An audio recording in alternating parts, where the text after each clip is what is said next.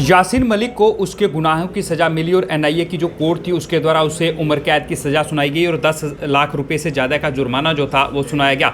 जैसे ही ये फैसला आया उसके बाद फिर कश्मीर घाटी की बात करें तो वहाँ पर कुछ ऐसी घटनाओं को अंजाम दिया गया कि एक बार फिर से कश्मीर घाटी का माहौल ख़राब हो। आखिर कब इस तरह की हत्याएँ जो हैं वो कश्मीर घाटी में बंद होंगी, इस वक्त पर चर्चा करेंगे। और चर्चा करने के लिए इस वक्त मेरे साथ सुनील शर्मा जो कि भारतीय जनता पार्टी के बड़े नेता हैं और इसके साथ साथ जनरल सेक्रेटरी भी हैं। सुनील जी, सबसे पहले तो स्वागत करूँगा। धन्यवाद। सुनील जी, यासीन मलिक को आखिरकार जो उसके गुनाह थे उनकी सज़ा जो थी वो अदालत ने सुनाई और उसके बाद कश्मीर घाटी की बात करें तो वहाँ फिर माहौल ख़राब करने की कोशिश की गई, पत्थरबाजी वहाँ पर की गई और कुछ देश विरोधी नारेबाजी की गई। किस तरह से देखते हैं इसको? यासीन मलिक जैसा देशद्रोही, अलगाववादी, एंटी नेशनल एक लफंगा जिसको पाकिस्तान प्रायोजित आतंकवाद ने अपना हीरो बना के रखा था और कुछ भारत में कुछ ऐसे लोग थे जिनको बौद्धिक संरक्षण देने का बड़ा ही शौक़ रहता है, ऐसे लोगों को इन्होंने बहुत बड़ा सरगना बना के बिठाया था। भारत के सपूत श्रीमान नरेंद्र मोदी जी की सरकार ने जो स्टेप उठाया कश्मीर में बिल्कुल जड़ से उखाड़ के फेंकने के लिए अलगाववाद और आतंकवाद को, उस मुझे लगता है कि उस जद में जितने भी ऐसे अलगाववादी और आतंकवादी थे उनको एक एक को इस वक्त ट्रायल पे लिया जा रहा है, एक एक को हिसाब लिया जा रहा है। और उसी कड़ी में कल एनआईए कोर्ट ने एक डिसीजन दिया है यासीन मलिक के लिए, जिसने एयरफोर्स ऑफिसर की हत्या की थी और जिसने कन्फेस भी किया था, कबूलनामा भी किया था। जो डिसीजन कल कोर्ट ने दिया हम उसका स्वागत करते हैं। हालांकि व्यक्तिगत रूप से हम अभी भी संतुष्ट नहीं हैं, लेकिन न्यायालय सर्वोच्च है, न्यायालय का जो फैसला आया उसे हम स्वागत करते हैं। बदकिस्मती ये है कि जिस प्रकार से कल वहाँ पे कश्मीर में कोशिश की गई है कि इसको एक हाइप दी जाए, हालांकि वो सफल नहीं हो पाए। चंद कुछ लफंगे लोंडे वहाँ मैसूमाया डाउनटाउन के निकले और उन्होंने कुछ नारेबाजी की है। मुझे लगता है कि ये उनकी बौखलाहट है और आखिरी जब कील लगती है तो इसी प्रकार की चीख निकलती है। तो ये एक डिसाइसिव मोड पे पहुंच चुका है, एक मतलब अंतिम छोर पे। सर, आपको लगता है कि ये एक बौखलाहट है, उसी का नतीजा है कि एक महिला टीवी एंकर अमरीन भट्ट 35 वर्षीय जिनकी गोली मारकर हत्या कर दी जाती है इस फैसले के थोड़ी ही देर बाद? डेफिनेटली ये बौखलाहट नहीं और क्या है, जिसे ये जिहाद का नाम देते हैं। मुझे लगता है कि ये कौन सी किताब में है, किस धर्म को मानने वाले ये लोग हैं जहाँ पे लिखा है कि एक निहत्थे इंसान को और विशेषकर एक महिला को बीच बाज़ार में गोली मारकर हत्या कर दी जाए।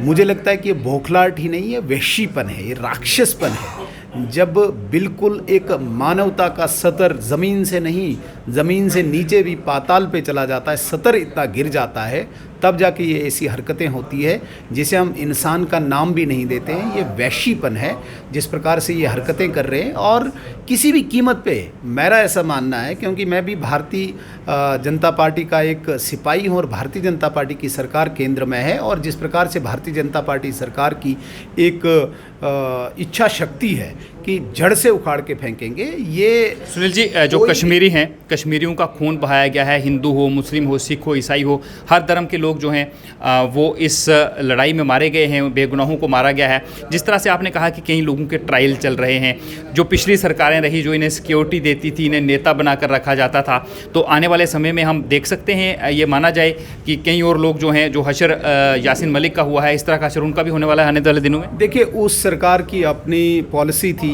मुझे लगता है कि हाथ जोड़ के और ख़रीद के शांति नहीं ली जा सकती है और हमारी सरकार ने बिल्कुल इसको वाज़ा कर दिया, क्लियर कर दिया है कि हम शांति को स्थापित करेंगे, हम पीस को एस्टैब्लिश करेंगे, हम पीस को खरीदेंगे नहीं, शांति को खरीदेंगे नहीं। उन सरकारों को मुझे लगता है कि अपनी पॉलिसी थी इन लोगों को बड़ा ही दर्जा दे के, बड़ा ही ऊपर बिठा के शायद चाहते थे कि वो पीस को लाएं। भारतीय जनता पार्टी की केंद्र में जो सरकार है उन्होंने क्लियर कर दिया है कि हम शांति को खरीदेंगे नहीं। जिस प्रकार से एक आम स्टेट है, आंध्र प्रदेश है, तमिलनाडु है, कर्नाटक है, मध्य प्रदेश है, उसी प्रकार से यहाँ का भी एक नागरिक, जम्मू कश्मीर में भी एक नागरिक का पूरा अधिकार दिया जाएगा। लेकिन कोई इस प्रकार से कोई क्राइम, कोई जुल्म, कोई एंटी नेशनल एक्टिविटी करेगा तो तो उसे सख्ती से निपटा जाएगा।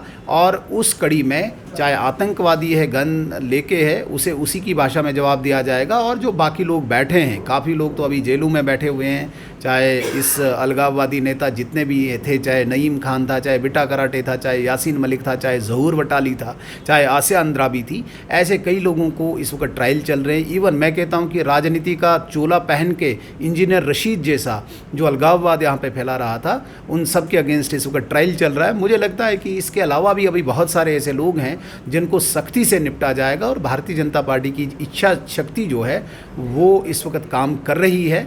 और किसी एक सवाल आप पर उठाए जाते हैं भारतीय जनता पार्टी की सरकार पर, कांग्रेस, पीडीपी, नेशनल कॉन्फ्रेंस या दूसरे जो विपक्षी दल हैं, वो कहते हैं कि भारतीय जनता पार्टी के नेता ये दावे करते हैं कि कश्मीर में सब कुछ सही चल रहा है, आतंकवाद जो है उसका खात्मा हुआ है, लेकिन फिर जो है इस तरह की हत्याएं पिछले काफ़ी दिनों में देखा गया है कि हुई हैं। कश्मीर में वो शांति की बात करते हैं, लेकिन असल में ऐसा नहीं है। भारतीय जनता पार्टी के, केंद्र सरकार के दावे खोखले हैं। देखिए, उनके पास ऐसे कोई मॉरल ग्राउंड्स नहीं है कि वो ऐसी बात करें, क्योंकि उन्हीं लोगों ने ये आतंकवाद यहाँ पे लाया हुआ है। चाहे नेशनल कॉन्फ्रेंस है, चाहे कांग्रेस है, उन्हीं की देन यहाँ पे ये आतंकवाद है, ये टेररिज्म है।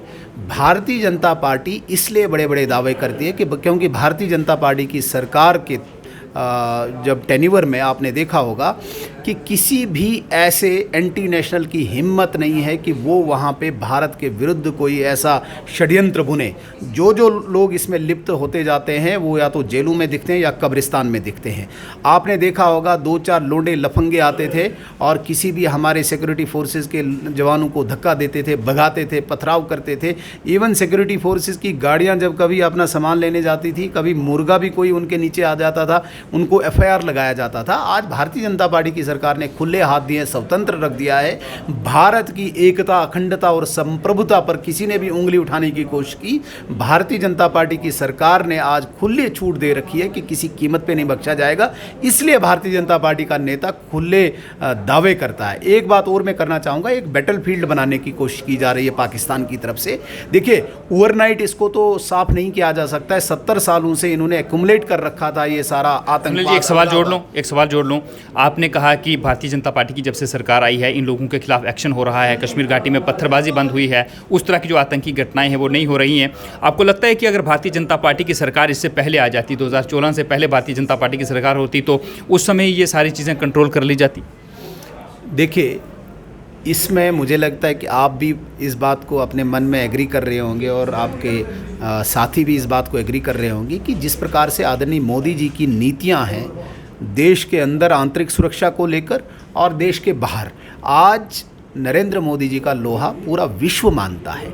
और इस बात को आप कैसे इनकार कर सकते हैं कि 14 क्या कभी भी नरेंद्र मोदी जी जैसा स्ट्रांग व्यक्ति इस देश की सरकार चला रहा हो और जम्मू कश्मीर का ये हाल होता? कतई भी नहीं होता। मैं इस बात को बिल्कुल कहने में परहेज़ नहीं करूँगा कि आदरणीय नरेंद्र मोदी जी जिस प्रकार से राष्ट्रीयता जिनके खून के एक एक कण में है, रग रग में बसा हुआ है, राष्ट्रीयता को बिल्कुल कायम दायम करने के लिए जम्मू कश्मीर में जिस प्रकार से यहाँ पे षड्यंत्र रचाए गए, तो नरेंद्र मोदी जी जैसी सरकार यहाँ पे हो, ये षड्यंत्र आपको दिखते नहीं। ये केवल और केवल कांग्रेस और नेशनल कॉन्फ्रेंस की देन है, जिन्होंने यहाँ पे सिविलियन किलिंग्स करा करा के यहाँ पे इस प्रकार का माहौल पैदा किया था। बहुत बहुत शुक्रिया सर। Thank you.